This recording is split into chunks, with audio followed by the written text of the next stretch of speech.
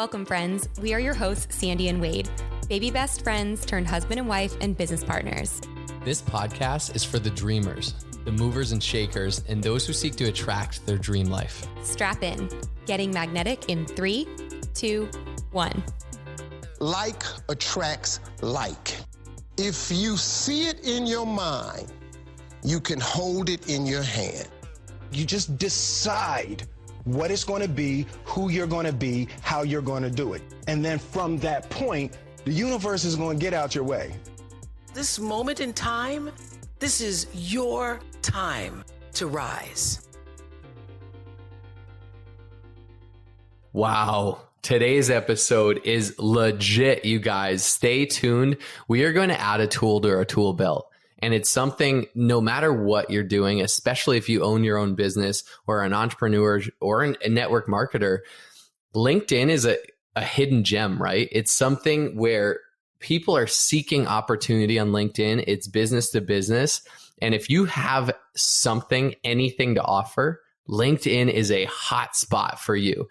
We interview Dr. Melissa Henault today, who has become just a LinkedIn pro on how to share on LinkedIn, how to monetize LinkedIn. And really, she has a LinkedIn Academy, which we'll talk about, but just so much value add on, I think a lot of us are on Instagram and Facebook, but not sleeping on LinkedIn as an amazing tool for you to build your business, to build your network, right? Your network is your net worth. And stay tuned. Speaking of that, today's episode is brought to you by 90 Day Habits. Are you a network marketing professional or a sales professional or an entrepreneur? What's beautiful about it is there is a journal done by 90 Day Habits that is your daily accountability partner to keep you on track on what is most important in your business. And that's focusing, start your day up, prime your day with mindset. There's 20 minutes of mindset focus. They're setting yourself up today with what are your highest priority tasks. And then it's getting down to those income producing activities, right? Who are you building relationships with? Who are you connecting with? Who are you calling? Who are you connecting with in any way and offering your product, service, whatever you have to offer to? Who are you following up with? The fortune's in the follow-up, right? You've heard that. It takes the average consumer 5 to 12 exposures to buy something. Who are you following up with? What you track grows.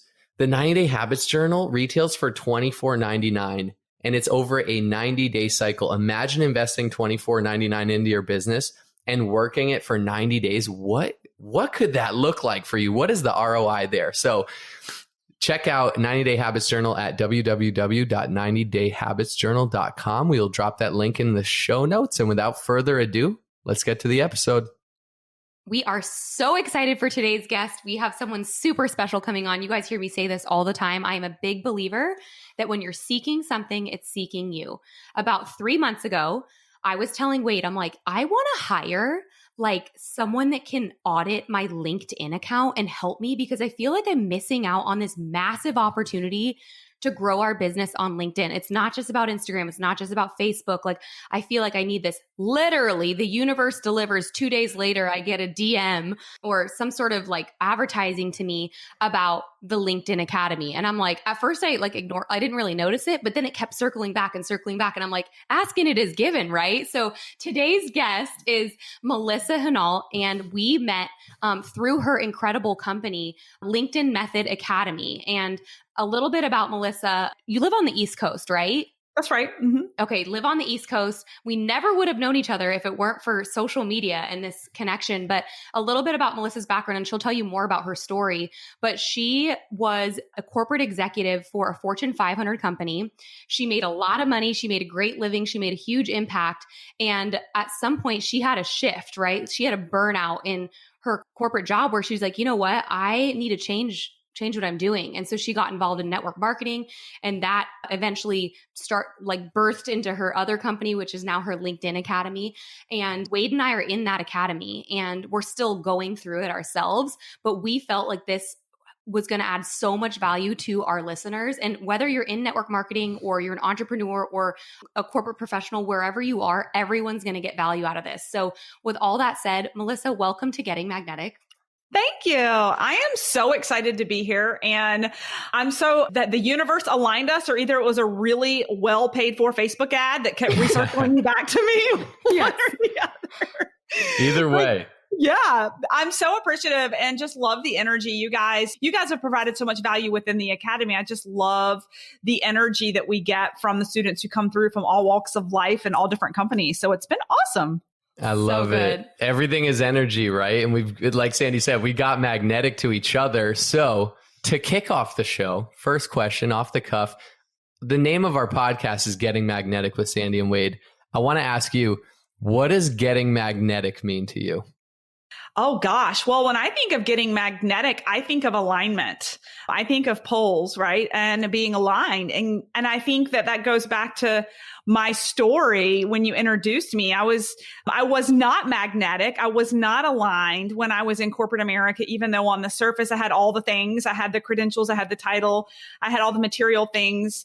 I even had the degrees, but I was not aligned. And when you operate not in alignment, you're slowly dying. I feel like when you are magnetic and aligned to what you're passionate about, you are living all out.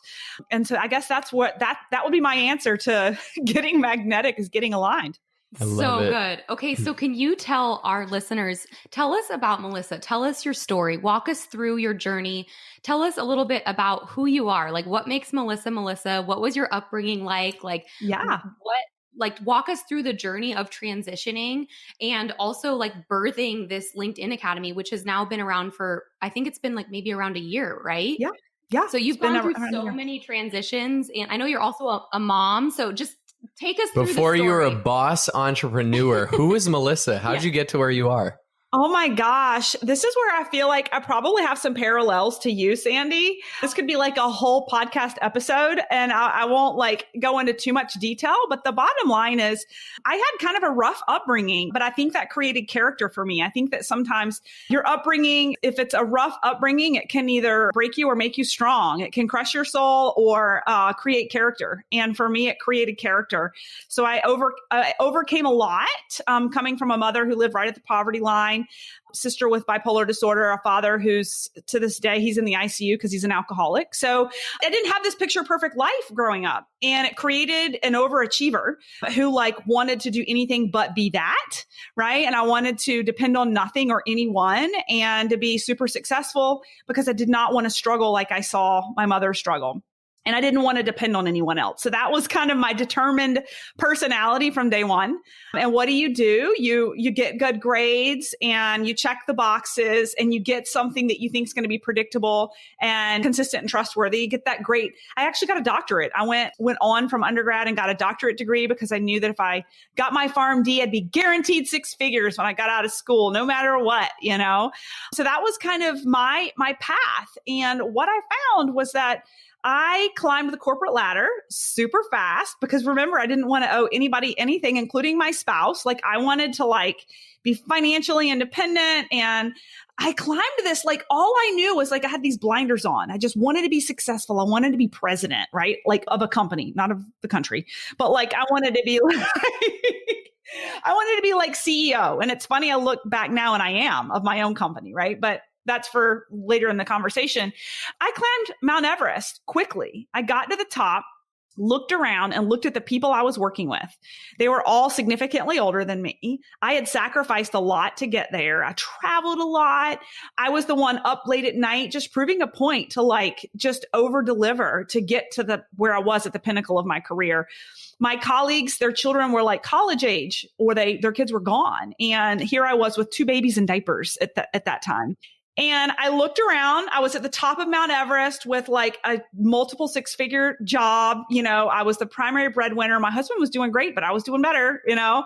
And I looked around and I was just like, is this it? Like, I never see my husband. My mom is raising my kids. I am exhausted. Like, and that was that moment of realizing I was not in alignment. And I had been living out what I thought would create a secure, safe life from what I was exposed to growing up, right? It was all, I just had this, I was on this mission, and then I got there and I was like, the reality is my mom worked 3 jobs to make ends meet and I never saw her. And now to prove a point, I had this high power career and all this money, but my kids didn't see me either. Like I was living out a self-fulfilling prophecy of like working, like just working so much that my kids never saw me, right? So that's the backstory. In that process, kind of like you guys, I was introduced to a business and some products that lit me up. And I fell in love with it and the vision and the mission and the slight possibility that maybe, just maybe, I could lead and run with this, leveraging my leadership skills as a leader nationally. I'd already run teams across state lines, and even globally. I thought I can do this, an online business, and I can do it in the pockets of my time. And that's exactly what I did. I just started building a business in the pockets of my time. And in a year and a half, I'd actually matched my corporate income. And oddly enough, it took me 3 years to actually quit. So I was, making great money with my social selling business, but it was the ego that kept me in that corporate job because I'd spent so much time and money on the degrees and the titles. My ego was so attached to it that I was living for perception of others instead of what I wanted. Even though I'd scaled this big business and we were doing really well, I was fearful of walking away from everything that was my identity up until then. Does that make sense? Mm-hmm. Oh, yeah. I have such parallels to that, like the investment bias, right? Like similar track to you where my childhood, I didn't have a lot. I had enough, right? But it drove me. I was like, I want to go out and make money. Money was a big motivator when I was young. I'm in high school. I'm 18. I'm like, where do I go to college? Okay, business school.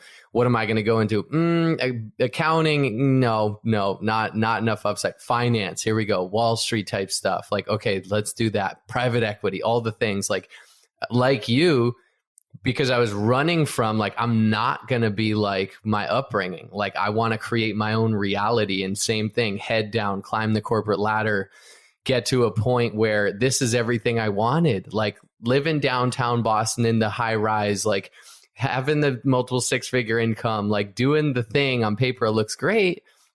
But like you said, coming full circle back to the beginning, out of alignment. Like, is this what I'm meant to do? Like work really hard for someone else's dream, something that I'm not particularly passionate about. I'm basically just working for this paycheck. And then that ego comes in and that investment bias comes in. Well, my identity is I'm a finance guy. I'm this big wig businessman. And like, what? I couldn't ever walk away from that. But the more you feel those pulls on your heartstring, like they're there for a reason. When you feel out of alignment, it's like, shoot, what is in alignment with me? And when you start to move towards that, you like shift your identity into like, this is me. I love your story so much. Everything. Yeah. You sharing about your childhood too. I relate to so much of that. Like I had beautiful parts of my childhood, probably more beautiful than hurt, but there was a lot of hurt too. Me too. And when, I always say your mess becomes your message. And I really believe that when you are dealt with those hard things, like you said, you have two options. Like you either fold or you lean in and you're like, I'm going to be better than ever. I'm breaking generational curses. I am going to do things that people in my family haven't done. So I love your story so much. I feel like you relate to me and to Wade. So I want to know, okay, so you were balancing then working this high-powered corporate job and you had built your social selling business. You're raising 2 babies in diapers and you're married. Like you got all these things going on. You must have been exhausted. Jim Rohn. Well, yeah. And I was actually pregnant with my third at that point. My gosh. Oh. So you have 3 kids then now? I do now. Oh Yeah. Yeah. So what was that like? Was there a moment in time where you're like, enough is enough? Like I'm starting this. And like Jim Rohn always said, I work full-time on making a living and I work part-time on my fortune. And I was like, whoa. And I started to adopt that. Like, okay, full-time in finance, part-time on this business with Sandy, this online e-commerce health and wellness business that I see I can scale. And it's so many parallels to you. Was there a point in time where you're like, time to pivot, here we go? And where do you go from there? Yeah, absolutely. I think the pivotal moment for me was I really wanted a third child. Like for years, there's a 4-year gap between our middle child and our last child. And it was because there was so much, literally, like I would say it traumatized my husband to have 2 kids in diapers and a wife who was a corporate executive who was like he was, by the way, he was a vice president, it still is in a company, has a pretty high leadership role. So he was with these 2 little kids in diapers and like I was gone a lot and he was left in the middle of the night with these babies that were sick, or he was gone and I was at home with the babies who were sick. But I really wanted a bigger family. I felt like we weren't done. We weren't complete. And for years, my husband was just like, I can't go through that again. We're finally getting sleep again. And there's no way we can bring another child into how our careers are lined up right now. We just can't. He's like, if you can get your college loan debt paid off, which I borrowed $200,000 for my undergraduate and doctorate. He said, if you can get your college loan debt off and you can figure out a way to bring in the income that, some level of income that could help float the bills, we'll talk about it. So within that, within 2 years of being in my network marketing business, still working full time, I stroked a check and had all of it paid off. I didn't spend any of that money except to reinvest in my business and to pay off debt. I didn't use it. And I tell people this all the time. I coach this all the time. Like, the money you're making, you got to pour it back into your business. People ask, like, how did you manage a full-time job and a network marketing business? I hired internally people literally to help me run my businesses from day one, because I saw it as the income producing asset it was going to be for me. And I treated it that way. It wasn't a hobby, right?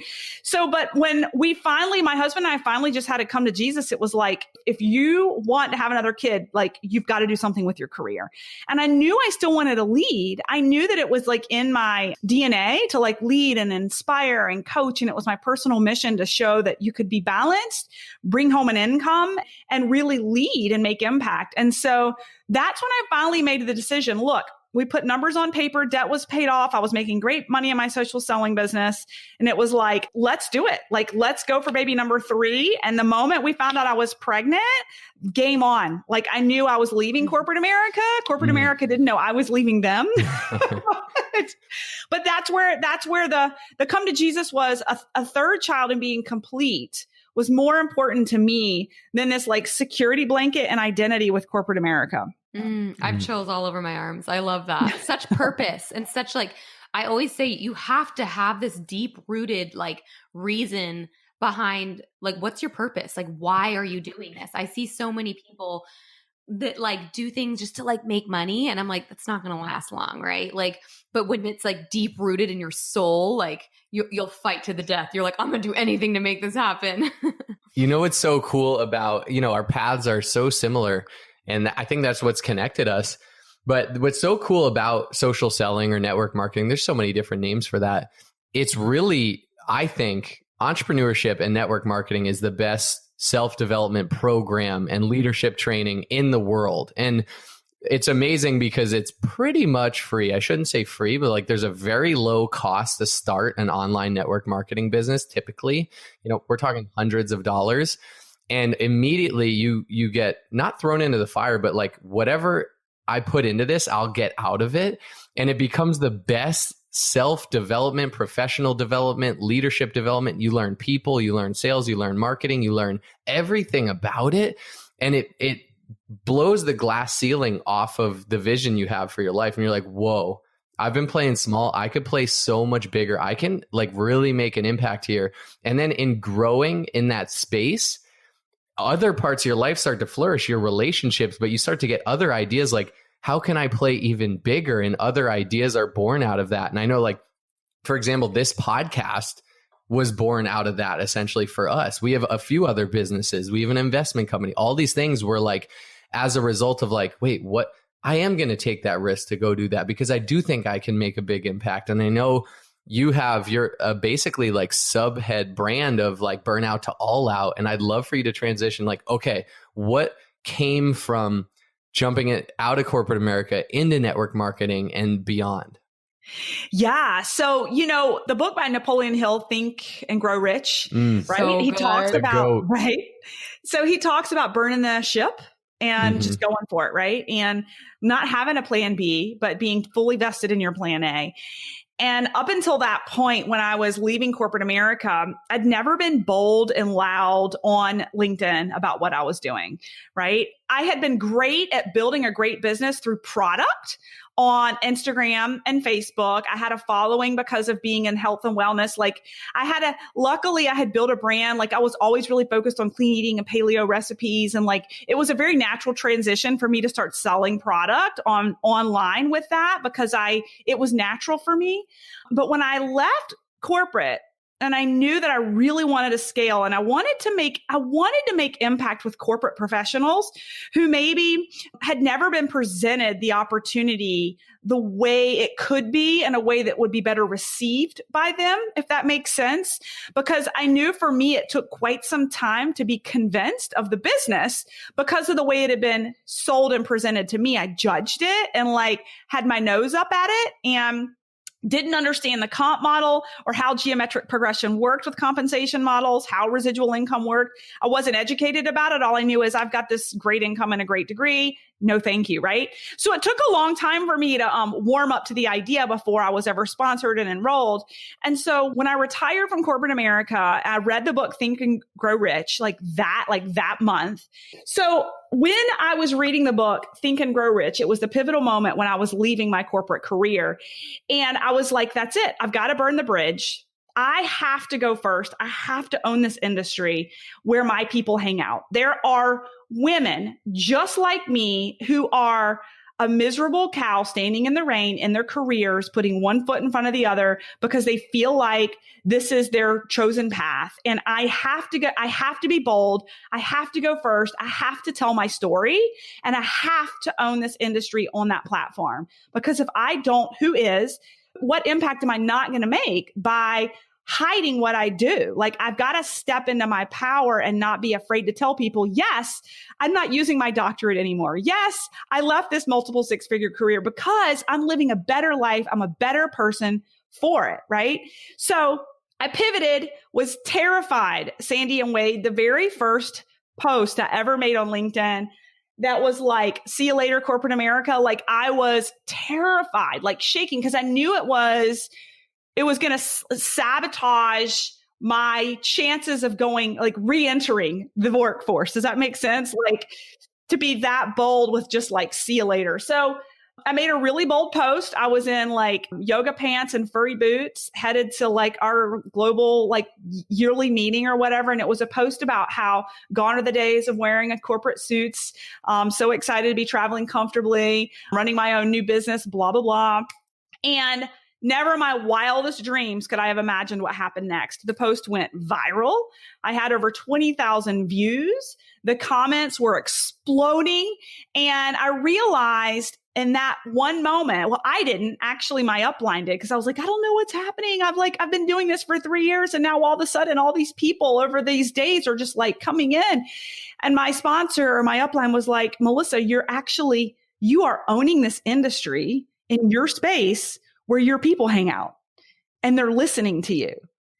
Right. And so that was the pivotal moment for me. And that birthed my brand, Burnout to All Out, because I'd been living in burnout in corporate America. And I wanted to be able to teach people how they could truly live all out and be successful and not work for someone else. And so that was like the kind of the birth of the overarching brand. And it was the infancy of me starting to train and teach people how they could actually use LinkedIn to lead with a financial opportunity and truly talk business to business. Not that there's anything wrong with leading with the product. None of us would have businesses if products weren't sold, right? Like, we all need customers, but we all want to and aspire to have those business-minded people who get the work ethic and the time it takes to scale a business that creates leverage, true leverage, and true residual income in your business, right? And so that was kind of the birth of it, and it's just exploded ever since then.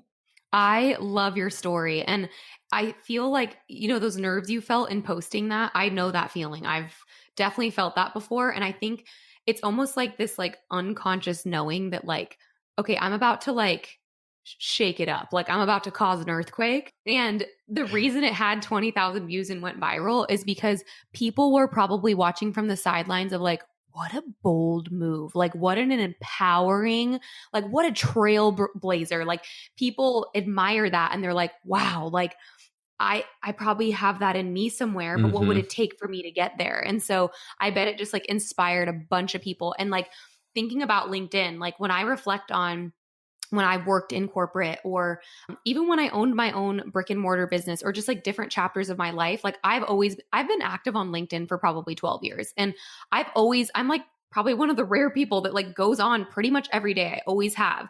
And not so much in the past couple of years since we've had our own thing. But when I think about that, it was because I was always open to opportunities. I was always like, people that are active on LinkedIn, like they're like trying to find something, right? Mm-hmm. Yes. It's business to business. Yeah. Yes. I have a story right now before we come back that is like full circle on LinkedIn. Oh my gosh, it just hit me. Yes, tell I me. know what you're going to share. And so Wow. I'm now learning from Melissa because, you know, I have a lot similar background to her. Like I have this huge LinkedIn network and it's all finance, lawyers, Wall Street, bankers, all those people. And so I remember when I was 3 years ago, I was moving to California away from Boston where I was raised, grew up, built my whole career, built everything there. And my friends were like, yeah, right. You're not going to move to California. And I'm like, yeah, I am. I'm going to leave my job or maybe I'll work remote out there. Like I'll just risk it. I'll like present it to them. We'll see how it goes. They were like, we don't want you to leave. Okay, you can work remote out there. So then I had also this like bird in the hand. Okay, I'm working remote from California and Orange County. That's pretty sweet. But had that tug of my heart. And I had this open conversation with my relatively small firm. Like, hey, I'm going to leave. Like I'm going to chase these passions and I'm going to start working on them after hours. You know me, I'm still going to get the job done like during the day. But just so you know, I'm doing this and let's like figure out an exit plan. And we were raising this huge fund. So there's this like exit plan in place, right? So I love that like I approached it like that and it was open. But the day everything changed for me was through LinkedIn. So we had this agreement. I was like kind of like I can leave on my own terms. It was like this golden ticket. I felt amazing. It was super comfortable. And I kept kicking the can down the road because of how comfortable it was. And Sandy and I were building the business. After hours for me, she was building it full time at that point. And it was just so comfy. I was like, I'll stay on to the corporate, the 6-figure income, the benefits, all the things, and we'll keep building. And one day, Sandy and I do an opportunity video and we like crushed it. And it was before a lot of compliance stuff. Like since we've really been like honing in on like what our narrative is, but it was just like dream inspiring, like, oh my gosh, I'm going to go out there and live my best life. Like, and we were really proud of it. So she throws it up on LinkedIn. She's like, hey, will you like it? I didn't know how LinkedIn works. So I was like, yeah, sure. I'm in the midst of raising this like $500 million fund with my company. Like, so in a lot of talks on LinkedIn, I like it. It blows out to my whole network.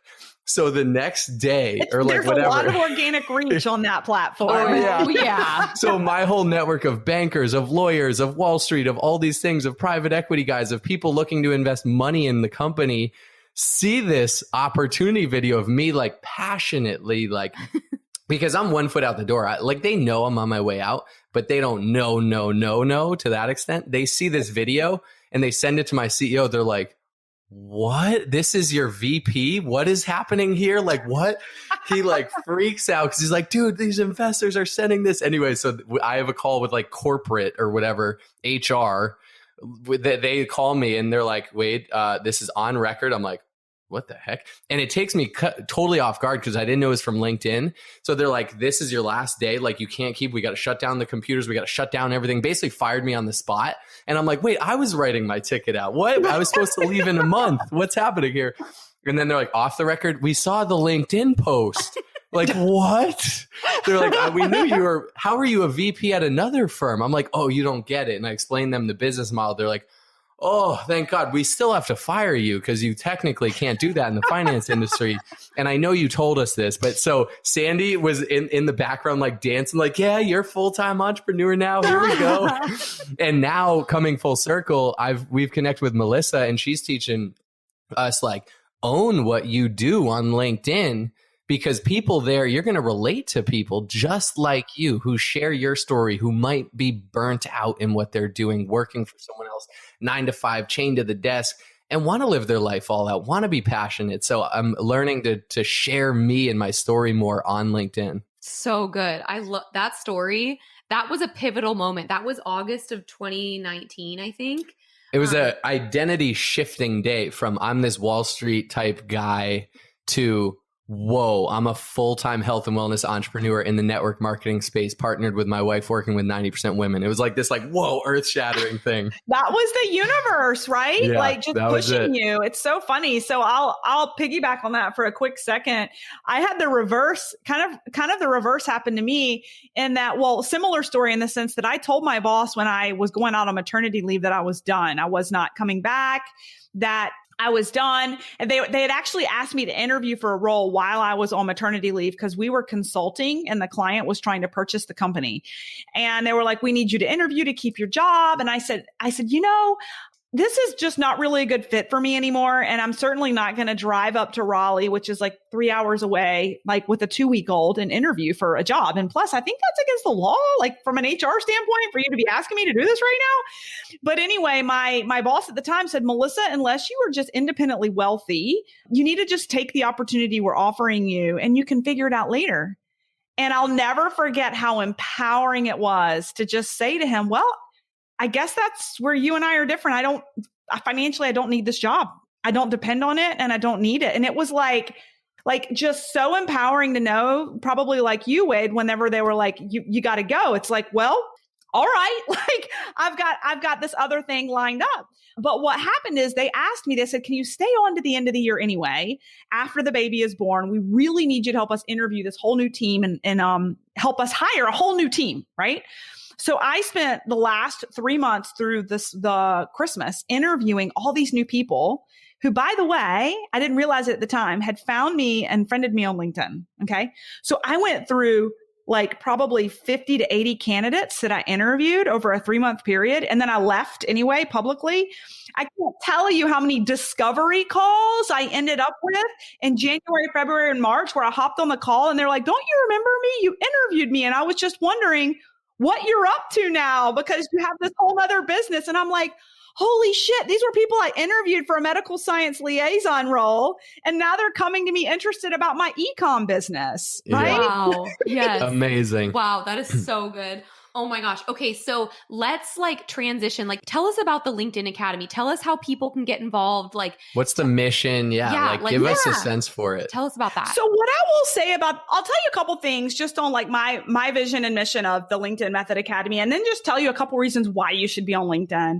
I personally, I have a huge passion for LinkedIn and LinkedIn Method Academy, especially for people who feel like, I call them like closet network marketers who are like afraid to really be bold because they feel like they don't want to do it that way, right? Like come over to LinkedIn and do it a more professional way if you feel like, if you're not feeling authentic on the other platforms, right? But the biggest thing is if you're looking to talk business to business, right? If you're really looking to talk business to business, it's the place to be where you're not going to put people off. So I wanted to run through a couple of different things that make LinkedIn different, right? Different from the other platforms. So I'll just ask you guys and see if you know the answers. So like the average age, right? So like for me, I'm a little bit older than you guys. I'm 41, right? But the average, do you know what the average age is on LinkedIn versus Instagram and Facebook? I think I learned this in the academy. Is it 35? Yes. So on LinkedIn, the average age is 35. Yes. Okay. And on Instagram and Facebook, it's in the really low 20s, right? So you have to ask yourself when you're out there recruiting, there's no right or wrong answer. All the platforms work beautifully depending on your message and who you are and who you're trying to attract, right? But for someone like me, who was in my mid 30s at the time, who was a corporate professional, my avatar was hanging out on LinkedIn in their mid 30s corporate professional. They weren't scrolling that much through Instagram or Facebook. They were active looking for opportunities to network on LinkedIn, right? Number 2, average income. What do you think the average income is on LinkedIn versus Instagram and Facebook? Average. I think it's like around 100,000, right? Yeah. That's right. So people have the income to invest, right? The average age on Facebook and Instagram, Facebook average is around 23,000. You have to there's a huge swing because there's way more users on the other two platforms, no doubt, right? It's a very targeted audience on LinkedIn.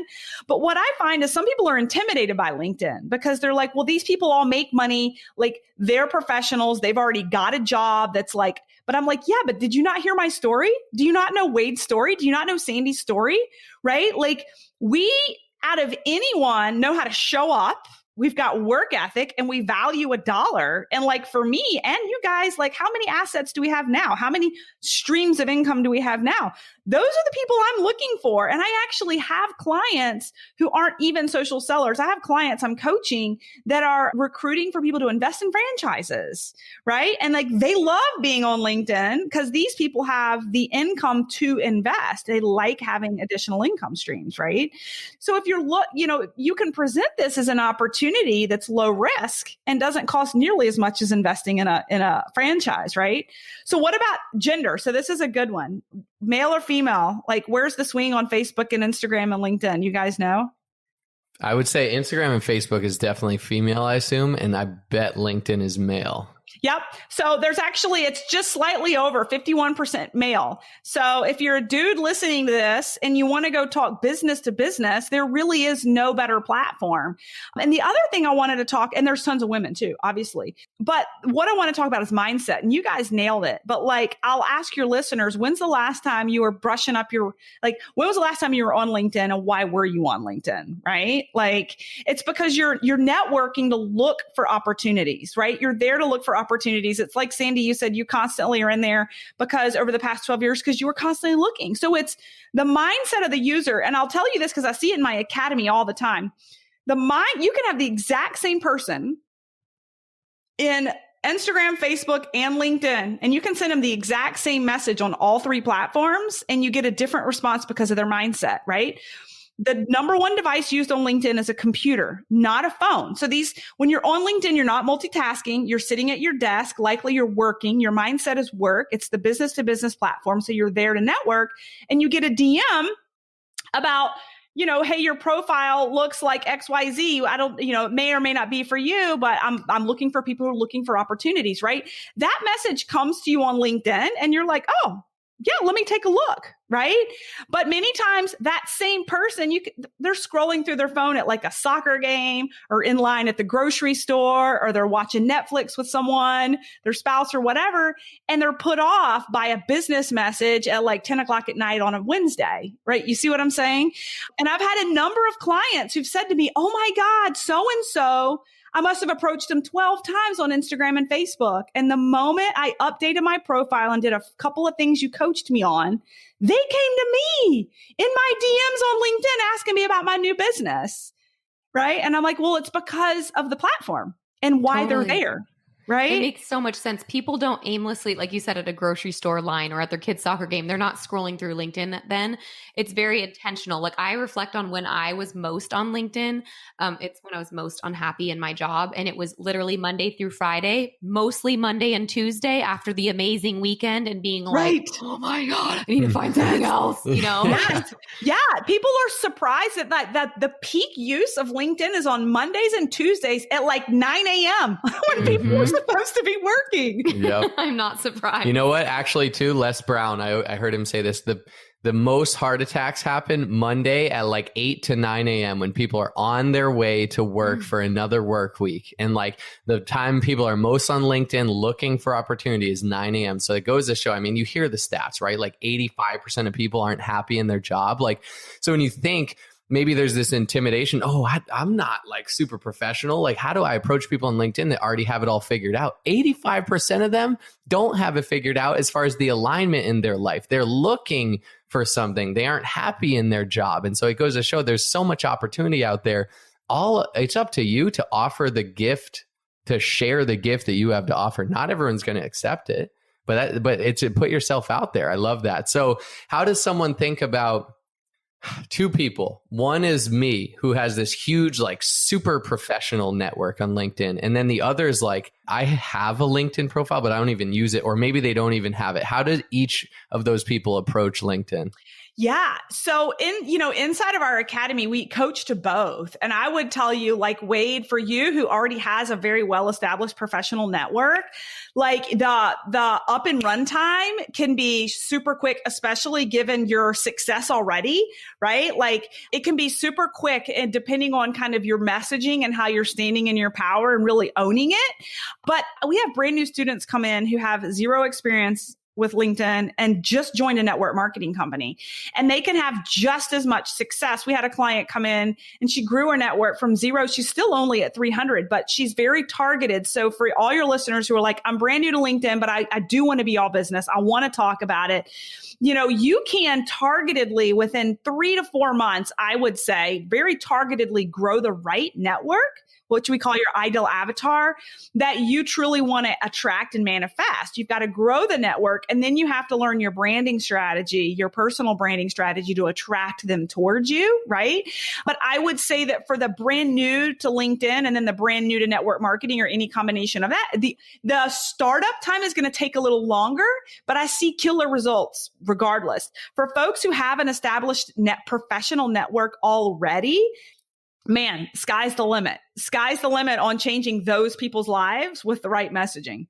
I love it. So to wrap it up, to empower people, LinkedIn is just another platform for you to use to offer what you have to offer. And it's a business to business platform. People are looking for opportunity there. People aren't necessarily looking for business opportunities in the Instagram DMs. Melissa taught me that, put that in my brain. And so, okay, this has been amazing. So many value bombs. We could probably go on for another hour or hours, but to wrap it up, where can people find you? Where can they connect? If they're interested in the LinkedIn Academy, how do they go about doing that? I know we had a Getting Magnetic code. Can you share just all that info with us? Sure. And absolutely. And depending on when this podcast drops, we actually have a free 5-day workshop that you guys went through May 17th. So depending on when this drops, for anybody who listens and wants like free training that Sandy and Wade went through, it's at Burnout to All Out. It's the Facebook group, Burnout to All Out, my overarching brand you guys heard about in the beginning. You can go to that Facebook group and you can get in there and get registered today. But I also have my website that's www.livethefreelife.co. So livethefreelife.co. And if you go there, you can actually see and learn about the full-blown academy if anybody listens and they want to jump in like ASAP. And you guys have a special code in all caps. If your listeners check this out, hear this podcast at any point in the next like foreseeable future, if they put in the coupon code in all caps, Getting Magnetic, they'll get an additional $500 off the program. Wow. And it is so worth the investment. We always say like, we don't think of trainings and courses and coaching. We don't think of it as an expense. We think of it as an investment, right? Like if we end up meeting someone and enrolling someone that builds the type of business we've built through LinkedIn, it was well worth the money that we spent on the academy. You know what I mean? We are just so thankful for you. We are so thankful that you came into our life. And I really think it's this beautiful, like it didn't happen by accident, you know? Yeah. And I know this is just the beginning, and I'm so excited to meet you in person. I don't know when that will happen, but I know it will happen. And I know, I just know we're going to jive and like have dance parties. It's going to be great. Yes. Oh my gosh. Oh my gosh. So yes, absolutely. We'll definitely have to get together sometime in California, right? Yes. Yeah, and for sure. Okay, so personally, how can people follow you? Like you're on Instagram. Yeah. So, I'm probably, Sandy found this out pretty early on. She can catch me in the voice chat over on LinkedIn. Yes, there's a voice chat on LinkedIn. I'm probably most active over there. That's where I spend my days. I do have an Instagram account. It's not huge because I really don't hang out there, but we market our LinkedIn Academy over there for people who need to learn about it. And I'm on Facebook as well, but either Instagram or LinkedIn is going to be the best place to find me in the DMs to connect. Cool. Yeah. And we'll put all this information in the show notes. So thank you so much for being part of this and carving out time to be pouring into the Getting Magnetic community. We're so thankful for you. And I'm so confident that people are going to get a ton of value out of this and come flooding to the free 5-day. Awesome. Thank you, Sandy and Wade. Thanks, guys. Boom. Oh my goodness. Melissa just coming in and dropping value bombs left and right. I love all the parallels. Who out there who could relate to any part of Melissa's story, whether it was a childhood that might have driven you to do something or be a certain way or do different, or it was going into corporate America and then getting burnt out, or are you currently burnt out? Are you on your way to burnout? Where are you in that process? Or do you love what you do? Or do you have this burnout to all out dream where you want to live all out? You want to live that lifestyle of freedom. And I love when she came in too and added value on LinkedIn. Sandy and I have been working with her for a few months now. It's been amazing just to add another tool to our tool belt. Coaching is so important, right? And the LinkedIn Academy is awesome for just understanding LinkedIn is a business to business platform, and there is so much opportunity, and there are people looking for what you have to offer. You just got to show up, be there, and connect with them. So she teaches all of this inside the LinkedIn Method Academy, and we will drop the link in the show notes. As you heard from her, there's a 5-day free, mini masterclass coming up on May 17th, Monday, May 17th. Check that out. We'll drop the link in the show notes. We'll also drop the link for the LinkedIn Academy. It's what we're currently doing now. It is amazing. And we're, halfway through. I'm really excited about to see the results that come from this. And I plan on using LinkedIn as a business to business platform to offer, my business services that I currently have now to my network.